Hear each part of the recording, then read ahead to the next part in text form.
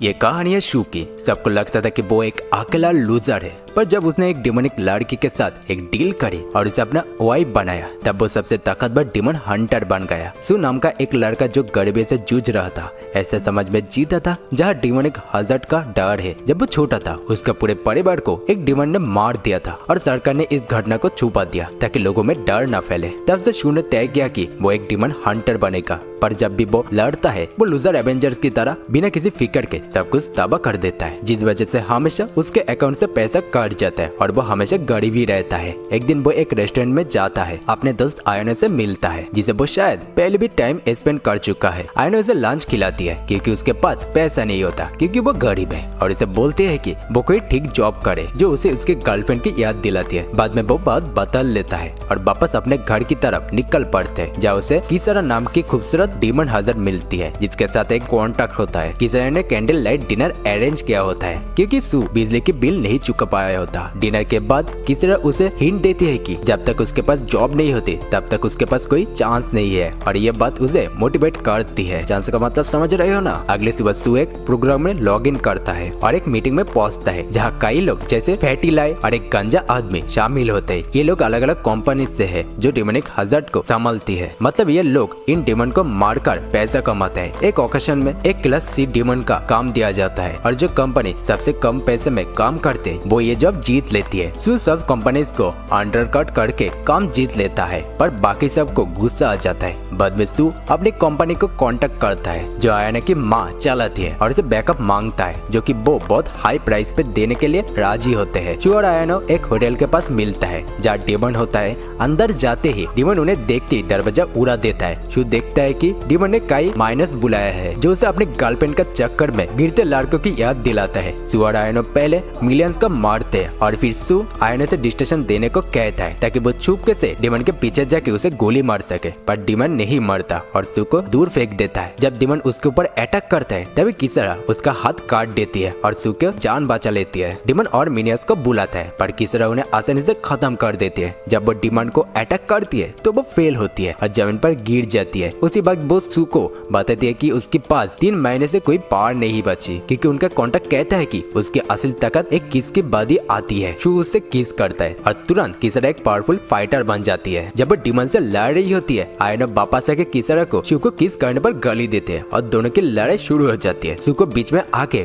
उन दोनों को रोकना पड़ता है, जो किसरा को गुस्सा दिलाता है क्योंकि उसे लगता है कि शू आयनो को ज्यादा पसंद करता है। शू उसे मनाने के लिए अपने घर की चाबी दे देता है, जिससे वो खुश हो जाती है और डिमन को दोबारा अटैक करने लगते हैं। आखिर में आयनो पहले शॉट से डिमन को स्ट्राइक करती है और सू उसे अपनी गन से खत्म कर देता है। अगली सुबह सू उठकर नाश्ता करने जाता है और देखता है कि किसरा ने बस बेसिक खाना बनाया है। उसके बाद जाकर देखता है कि वो लैपटॉप पे काम कर रही है, तो वो उसे पूछता है कि वो क्या कर रही है। किसरा जवाब देती है कि वो उनका पैसा मैनेज करने के लिए एक ओनली फैंस पेज बना रही है, क्योंकि सू की स्टूपिड एक्शन की वजह से जो पैसे उन्होंने कमाए थे वो सब कलेक्टरल डैमेज के चक्कर में चला गया है और वो फिर से बिल्कुल गरीब हो गया है। किसरा कहती है कि अब से सू उसके तस्वीर लेगा जो वो फीड फाइंडर पर अपलोड करेगी ताकि वो पैसा कमा सके, जबकि सुबह वहाँ बैठे रहेंगे बिना कुछ किए, जैसे कि हेल्पलेस इंसान हो। ये बोलकर किसरा घर से निकलती है ताकि किसी फूड मॉडलिंग का पार्ट टाइम जॉब ढूंढ सके। जब वो ट्रेन स्टेशन पर होती है तो अपने कुछ दोस्तों से मिलती है जो सू को मजाक उड़ाते हैं क्योंकि वो कुछ कमा नहीं रहा, पर किसरा उन्हें कहती है कि सू उसका फोटोग्राफर है और उसकी मदद करेगा फेमस होने में, जैसे कोई भी ऑनलाइन इन्फ्लुएंसर करता है। तभी एक ब्लोंड लड़का मिकाइल जो स्टूडेंट काउंसिल का प्रेसिडेंट है और मेयर का बेटा भी है, मिकाइल किसरा पर बहुत बड़ा क्रश रखता है और उसे उस रात टाउन हॉल में एक पार्टी में आने का इनविटेशन देता है, पर किसरा बिना कुछ कहे वहाँ से चली जाती है क्योंकि वो बेटा सिम से बात नहीं करती। दूसरी तरफ सू जिम में जाता है और आयनो वर्कआउट कर रही होती है। वो उससे बार बार पूछता है कि क्या वो उसे जॉब दिलवा सकती है या अपनी माँ से बात कर सकती है, क्योंकि उसकी माँ कंपनी का प्रेसिडेंट है। आयनो कहते हैं कि शू का लड़ने का तरीका बहुत ही डिस्क्रिप्टिव है और इसकी वजह से कंपनी का नाम खराब होता है। शू उसे प्रॉमिस करता है कि अब वो उसका पीछा नहीं करेगा और एक मौका मांग मांगता है। आखिरकार आयनो अपनी माँ को फोन करने की कोशिश करती है ताकि सू के लिए एक जॉब ढूंढ सके, क्योंकि उसका दिल में अभी भी कुछ फीलिंग्स है। लेकिन तभी आयनो अपने फोन पर किसरा का एक पोस्ट देखती है जिसमें वो सू के साथ पोस्ट कर रही होती है और ये देखकर आयनो को गुस्सा आ जाता है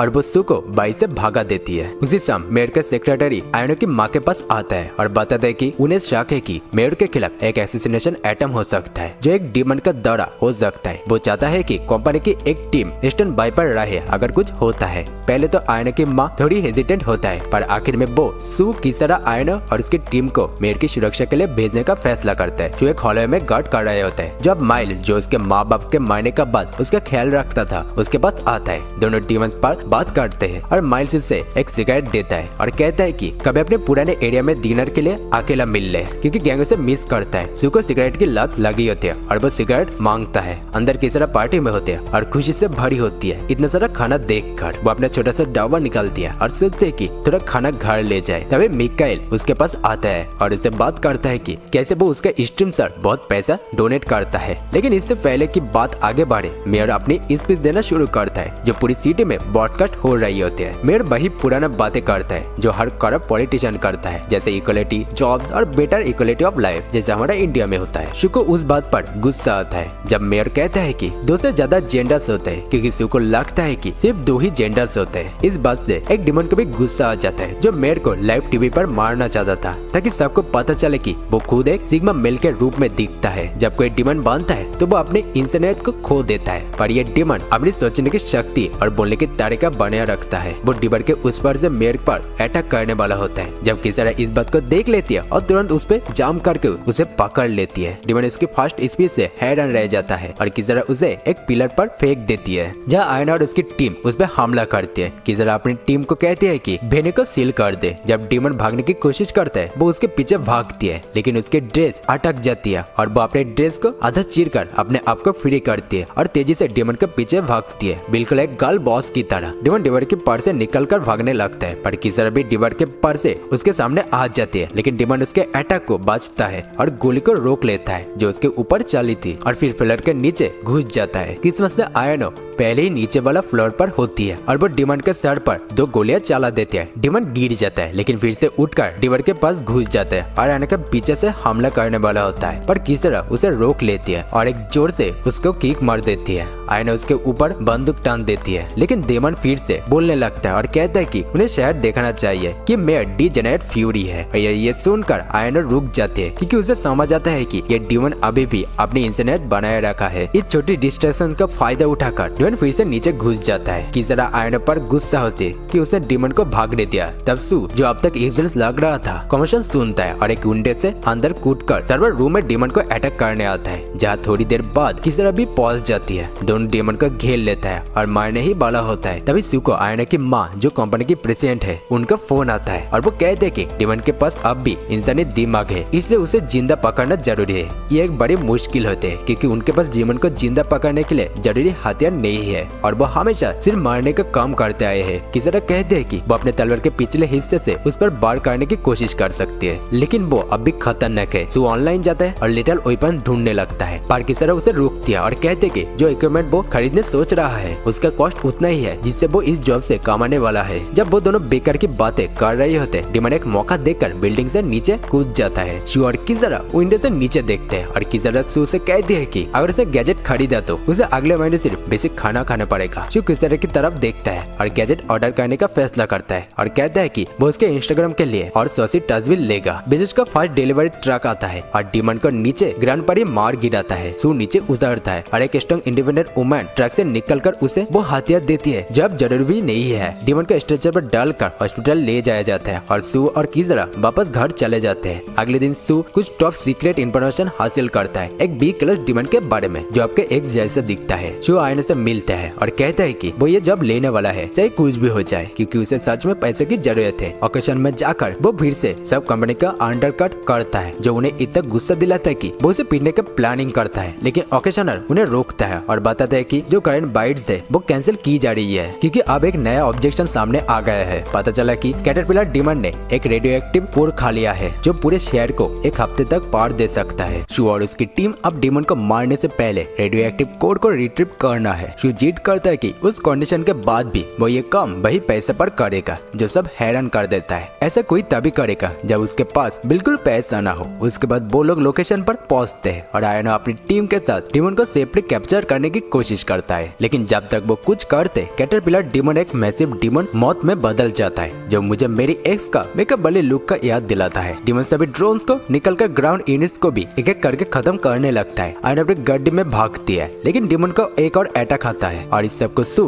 दूर से एक लूजर की तरह देख रहे होते हैं। तभी किसरा उसके पीछे आती है और सू तुरंत उसे किस करता है जो उसे ताकत देता है। जब तक डीमन ने आयनो की टारगेट कर लिया होता है लेकिन बोल्डर उसके ऊपर गिरने से पहले किसरा बोल्डर को टुकड़े टुकड़े कर देती है जैसे आपके एक्स ने आपके दिल के टुकड़े टुकड़े किया था। फिर वो डीमन की तरफ उड़ती है और अटैक्स को डॉज करते हुए और डीमन को स्टॉप कर देते हैं जिससे डीमन पीछे हटने पर मजबूर हो जाता है। वो अगले डीमन मौत एनर्जी राइज शूट करता है लेकिन किसरा उन्हें आसानी से डॉज करते हैं और बार बार डीमन पर अटैक करके उसका आउटर आर्मर शेल को कमजोर कर देते हैं। शू इसका फायदा उठाते हैं और अपने स्नाइपर राइफल निकलकर डीमन के एक्सपोर्ट पार्ट पर गोली चला देता है जो डीमन को पीछे ढकेल देती है। डीमन अपनी जान बचाने के लिए एक मैसिव एनर्जी रे शूट करने की कोशिश करता है। फिर से एक और गोली लोड करके डीमन की वही एक्सपोर्ट पार्ट पर मार देता है और डीमन को तुरंत मार देता है। अगले दिन आयनो को शिपयार्ड बुलाया जाता है क्योंकि वहाँ दो माफिया ग्रुप्स के बीच फाइट हो रही होती है। एक माफिया ग्रुप का मेंबर डीमन बन जाता है और दूसरे ग्रुप के मेंबर्स को मार डालते हैं। आयनो अंदर जाती है और देखते है कि जमीन पर कुछ लोगों की लाशें पड़ी है और कुछ बुरा हालत में इंजर्ड है। वो आगे बढ़ती है और तब एक गन बैरल के स्नाई रिफ्लेक्शन देखती है। डीमन फायर करना शुरू कर देता है लेकिन आयनो कवर में छुप जाती है और अपनी टीम को ऑर्डर्स देती है कि एक बड़ा स्नाइपर रिफाइल से डीमन पर फायर करे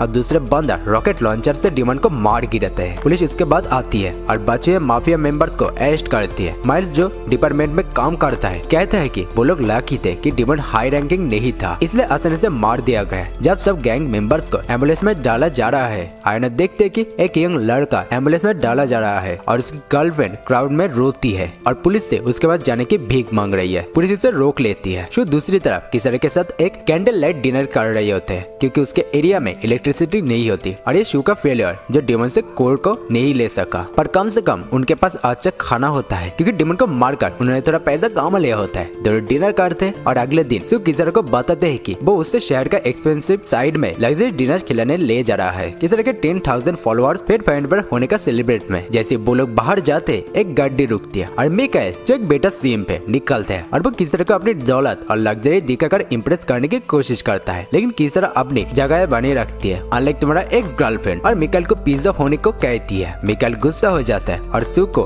बुराई करना लगता है लेकिन सू उस पर कोई ध्यान ही नहीं देता। किसरा आयनो को एक ब्लैक ड्रेस पहनने लड़के के साथ देखती है और उसका पीछा करने लगती है जैसे कि एक स्टोकर। जहाँ वो दोनों बात करते हुए मिलते हैं किसरा आयनो के पीछा करता है और उसके और उस आदमी का एक फोटो क्लिक कर लेता है और इंस्टाग्राम पर पोस्ट कर देती है ताकि आयनो को एक थ्रोट के रूप में दिखाया जा सके। सू को इसकी नोटिफिकेशन मिलती है और वो तुरंत पार्क की तरफ भागते हैं जहाँ वो आयनो और उस आदमी से माफी मांगता है जो उसका मजाक उड़ाने वाला था। आदमी अपने परिचय देता है कहता है कि वो एंटी डीमन ब्यूरो का एक इन्वेस्टिगेटर है। माफिया के बीच हो रही लड़ाई की जांच कर रहा है जिसमें आयनो भी शामिल है। इन्वेस्टिगेटर सू को ये भी बताता है कि वो इस डीमन के बारे में भी जांच कर रहा है जिसे सू के परिवार को मारा था और ये आयनो के रिक्वेस्ट पर हो रहा था। ये सुनकर सू गुस्से में आता है और आयनो पर चिल्लाने लगता है कि उसे इस फैसले के बारे में उसकी सलाह लेनी चाहिए थी। जब सू अपने इमोरेंट में लगता है इन्वेस्टिगेटर पुलिस को एक डिपार्टमेंट से कॉल आता है। पुलिस उन्हें बताते है कि टॉनी जिसका गर्लफ्रेंड हॉस्पिटल के बाहर रो रहा था सू और आयनो ने हॉस्पिटल के बाहर रोता हुआ देखता है। उसके हॉस्पिटल के अंदर मर्डर हो गई है। सू तुरंत हॉस्पिटल पहुंचता है। उसे रिपोर्ट करता है कि जब तक वो पहुंचे टोनी मार चुका था और कटिल गायब था। इन्वेस्टिगेटर पूछता है कि क्या ये एक डीमन हजार्ड का काम हो सकता है लेकिन माइल्स कहता है कि ऐसा नहीं लगता क्योंकि अटैक का सिंपल छुरी से किया गया है जिसमें एनिमी माफिया गैंग के लोगो था। अटैक दिन के उजाले में बोल्ड वे में किया गया था और कैमरास में रिकॉर्ड भी हो गया। शाम तक सू आयनो के होटल के बाहर इंतजार करता है और इसे कॉल करके पार्क में हुई लड़ाई के लिए माफी मांगता है। सू कहता है कि वो ये मानता है कि मेयर पर अटैक करने वाला डीमन किसी गैंग के साथ कनेक्टेड हो सकता है और उसे ज्यादा जानकारी लेने की कोशिश करता है, लेकिन आयनो उसे गुस्से होकर मना करती है और कहती है कि वो अपने घर वापस चले जाए। आयनो उसे याद दिलाते हैं कि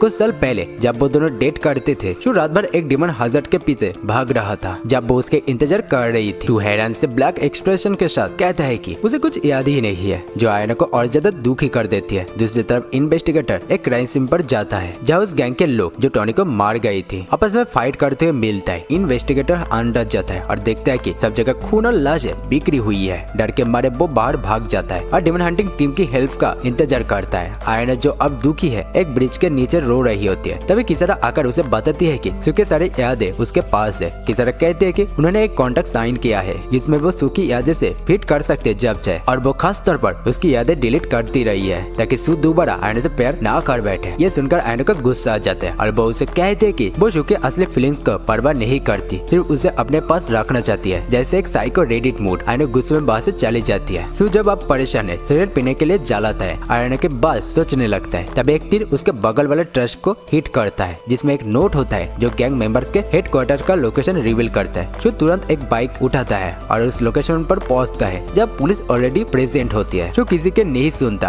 और रैम्बो की तरह अंदर रश करता है। हाथ में बंदूक लेकर अंदर एक खूबसूरत औरत रेड ड्रेस में गैंग मेंबर्स को अपने तलवार से मारते हुए दिखाई देती है। जब एक बंदा उस पर गोली चलाने की कोशिश करता है वो इजीली डॉज करके उसका गला काट देती है। सू एक्शन में आता है और उस तुरंत पर एलपीडी की तरह गोलियां चलाती है, लेकिन वो इजीली उन्हें डॉज करके मेंस बाथरूम में भाग जाती है। सू उसके पीछे बाथरूम में पहुंचता है जहाँ आसपास शीशे होते हैं जो परफेक्ट होते हैं फोटोज क्लिक करने के लिए, लेकिन उसके लिए एफिशिएंटली फाइट करना मुश्किल हो जाता है। सू को अचानक अपने पीछे से उस औरत की हेड महसूस होता है और वो उस पर गोलियां चलाने लगता है, लेकिन वो इतनी तेज होती है कि हर बार वो बच जाती है। कॉन्फ्यूजन से बचने के लिए सू ज्यादातर शीशे तोड़ देता है, लेकिन तब तक वो चुपके से बाथरूम से बाहर निकल जाती है बिना किसी के नोटिस किए। सू बाथरूम से बाहर आता है और देखते कि इन्वेस्टिगेटर भी अंदर आ चुका है बैकअप देने के लिए। वो दोनों एक गैंग मेंबर को जिंदा पाते हैं जो अभी तक मारे नहीं है और उससे पूछता है कि क्या टॉनी के गैंग में कोई डीमन हैजर्ड था। डाइंग मैन एक शॉकिंग रेवलेशन करता है जो डीमन अभी उन सबको मार चुकी है वो टॉनी का कोई गैंग मेंबर नहीं बल्कि उसके गर्लफ्रेंड थी। इस सुनकर सब हैरान हो जाता है क्योंकि अब तक वो सोच रहा था कि ये सिर्फ गैंग वारफायर था, लेकिन अब ये साफ हो जाता है कि टॉनी के गर्लफ्रेंड ने अपने पर्सनल रिवेंज के लिए प्लान बनाया था और वो उन सबको मारना चाहती थी जो डॉग्स वाली रात को इंसिडेंट में शामिल थे जिसमें आयनो भी है। यानी कि जान खतरे में देखकर सू तुरंत किसारा को उसकी रक्षा के लिए भेजती है। किसारा बिल्कुल टाइम पर पहुंचती है और आयनो की जान बचा लेती है। सू भी पुलिस ऑफिसर के साथ वहाँ पहुंचते हैं, लेकिन वहाँ सिर्फ एक जख्म आयनो और एक स्टेप किसारा मिलती है जो अपने स्टेप ब्रो को बुला रही होती है। थोड़ी देर बाद वो ये सब समझ जाते हैं कि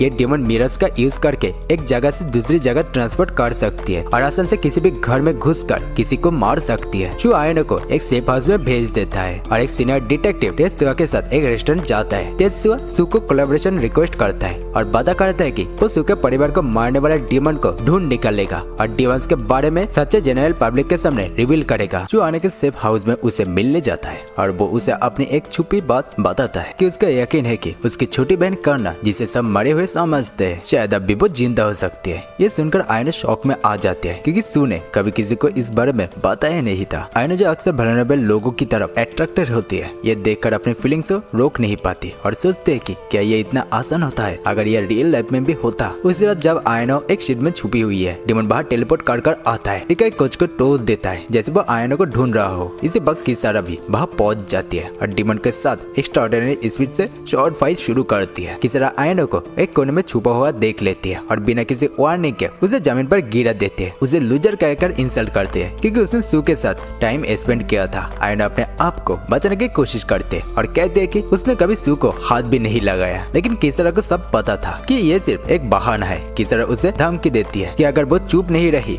तो वो अपने तलवार उसके गले में घुसा देगी। इसी बीच डिमन शेड के सारे चीजें तोड़ देता है जो सू को डरा देता है। सू को अपने पेट पर तलवार का एहसास होता है, लेकिन जब वो मुड़ता है तो वो देखता है कि वो किसारा है जो गुस्से में है। किसारा सू से कहते हैं कि उसे अपनी पूरी एनर्जी दे ताकि वो डिमन को हरा सके और वो उसे फोर्सफुली किस कर लेती है। इसी के बाद सू अपनी रात की यादें खो देता है जबकि किसारा डिमन पर हमला करने जाती है। डिमन किसारा के काफी अटैक्स को ब्लॉक कर देती है और जमीन के अंदर से निकलकर किसारा पर दूसरी तरफ से हमला करती है। जब डिमन किसारा पर फाइनल ब्लो करने वाली होती है तब सू बीच में आ जाता है और डिमन को एल्बो मारकर पीछे ढकल देता है जो डिमन को मुक्का मारने की कोशिश करता है, लेकिन डिमन वापस पीछे हटकर वॉल के अंदर से भागने लगती है। जो अपने एंटी डिमन प्रोजेक्टाइल उस पर फेंकता है जो डिमन के पेट में लगता है और उसके रास्ते को रोक देता है। किसरा इस मौका का फायदा उठाकर डिमन को बाई पर मार देती है। किसरा सू से दूर भाग जाते हैं और कई दिनों तक वो वापस नहीं आते और न ही उसे कोई कांटेक्ट करती है। सू उसकी चिंता करता है और कई बार उसे कांटेक्ट करने की कोशिश करता है, लेकिन कोई जवाब नहीं मिलता। इसके बाद सू एक इन्फॉर्मेंट के लिए एक एम्बेस प्लान करता है जो उसे क्लासिफाइड इन्फॉर्मेशन दे रहा था। सू एक ट्रेन स्टेशन जाता है और बाहर एक बेंच पर बैठकर इन्फॉर्मेंट का इंतजार करता है। इन्फॉर्मेंट आने पर उसे एक गार्बेज कैन से एक टेबलेट लेने को कहता है। जब सू उसके कहने पर ये करता है तो उस टेबलेट में एक वीडियो चलती है जिसमें एक ब्लोंड लड़की पुलिस और डिमन हंटिंग कंपनी से लड़ रही होती है। इन्फॉर्मेंट को और क्वेश्चन पूछने से पहले वो भागने की कोशिश करता है, लेकिन सू के बेस्ट एफर्ट्स के बावजूद वो बच निकलता है। दिन के लेटर पार्ट में ऑकेशन मीटिंग अटेंड करता है जहाँ आयनो की माँ अपने बेटे के रिवील करते हैं कि वो यूरोप में एक ऑर्गेनाइजेशन का हिस्सा है जो पिछले हजारों सालों से डिमन को खत्म करने का काम कर रहा है। वो सू को बताती है कि उसने सू को इस ऑर्गेनाइजेशन में रिक्रूट किया था, लेकिन सू को इस बारे में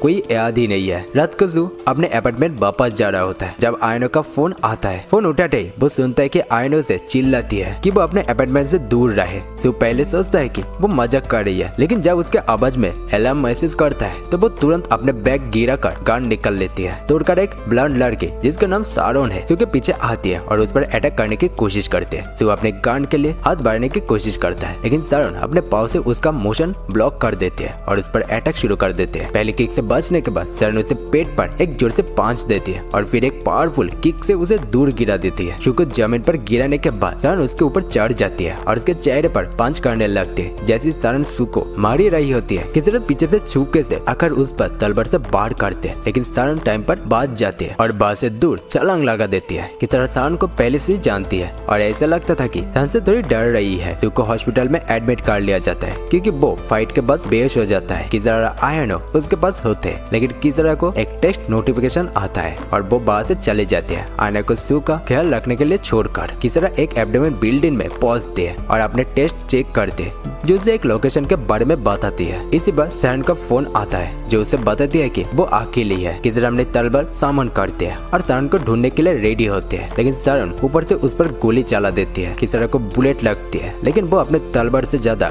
बुलेट्स ब्लॉक कर लेती है। फिर वो सारोन की तरफ दौड़ती है और अटैक करते हैं, लेकिन सारोन अपने डिमोनिक मेगा सूट का इस्तेमाल करके किसरा पर एक स्लाइम लाइक अटैक करते हैं, लेकिन एक प्रोजेक्शन उसके पैर में लग जाता है। वो भागने की कोशिश करते हैं, लेकिन देखते हैं कि उसके घाव ठीक नहीं हो रहा। सारोन समझाती है कि डिमन जैसे किसरा को इंसानी हथियारों से चोट नहीं लगती, लेकिन वो डिमोनिक अटैक के लिए कमजोर होती है। जब किसरा भागने की कोशिश करते सारोन उसके रास्ते को अपने डिमोनिक प्रोजेक्शन से ब्लॉक कर देते हैं। किसरा उस पर अटैक करने जाते हैं, लेकिन सारोन तुरंत उसके तोरसे में तलवार घुसा देते हैं और किसरा गिर जाते हैं। सारोन उसके करीब जाने वाली होती है, तभी सू एक फ्लैश बैंग ग्रेनेड का इस्तेमाल करके सारोन को अंधा कर देता है और किसरा को एक पिलर के पीछे खींच लेता है। सू किसरा को किस करता है, उससे वो एक्स्ट्रा पावर मिलती है। सू बेहोश हो जाता है, लेकिन किसरा के घाव हील होने लगता है। सारोन दोबारा गोलियां चलाती है, लेकिन इस बार किसरा सब बुलेट को डॉज कर लेती है और सारोन पर चार्ज करते हैं। किसरा सारोन के मेगा सूट को एक रोबोटिक आर्म तोड़ देती है। सारोन सुपर अटैक करने की कोशिश करते हैं, लेकिन किसरा उसे बचा लेते हैं और एरियल स्ट्राइक से सारोन का आर्मर चिप बाय चिप तोड़ देती है। सारोन गिर जाते हैं और किसरा इस मौका का फायदा उठाता है, अपना तलवार उसके मेगा सूट में घुसा देती है, उसे फाइनल नॉकआउट कर देते हैं। फिर वो सू को सेफ्टी में ले जाती है और वो होश में आता है और दोनों वापस घर चला जाता है। सू सारोन से बात करने के लिए जाता है, लेकिन उसे कुछ खास इन्फॉर्मेशन नहीं मिलती। जैसे ही वो सेल से बाहर निकलने वाला होता है, उसे तेत्सुया का फोन कॉल आता है। तेत्सुया डिस्टेंस में लगता है, उसे जल्दी से पार्किंग लॉट में मिलने के लिए कहता है। सू फोन पर तेत्सुया की कार के रुकने की आवाज सुनता है और एक गन शूट सुनता है और किसरा के साथ तुरंत पार्किंग लॉट पहुंचता है। वहाँ उसे तेत्सुया अपनी कार में डेड मिलती है। सू को बहुत दुख होती है क्योंकि तेत्सुया उन गिनती चुने लोगों में से है जिसके परिवार के हथियार को ढूंढने जाता था। तभी वो और किसरा एक भागते हुए शख्स को देखता है और दोनों उसके पीछे भागने लगता है। सू को ये पहचान में आता है कि ये वही आदमी जो उसे इन्फॉर्मेशन देता था और वो समझता है कि ये तेत्सुया का कातिल है। थोड़ी देर के चेस के बाद वो उसे पकड़ लेता है और वो अपने आप को मैं एक करंट मेयर के बेटा बताता है। तो उसे धमका के पूछता है कि उसने तेत्सुया को क्यों मारा, लेकिन माइक बताते हैं कि वो कातिल नहीं है। फिर वो दोनों एक सीक्रेट फैसिलिटी में जाता है जहाँ उन्हें हर तरफ कंप्यूटर दिखता है जो सिटी का हर कॉर्नर का सीसीटीवी फुटेज कंट्रोल कर रहा होता है। माइक कहता है कि इसी वजह से उसे हमेशा सब इन्फॉर्मेशन मिलती है। वो लोग तेत्सुया के मर्डर का फुटेज दिखाता है, लेकिन सिर्फ एक हुडेड फिगर का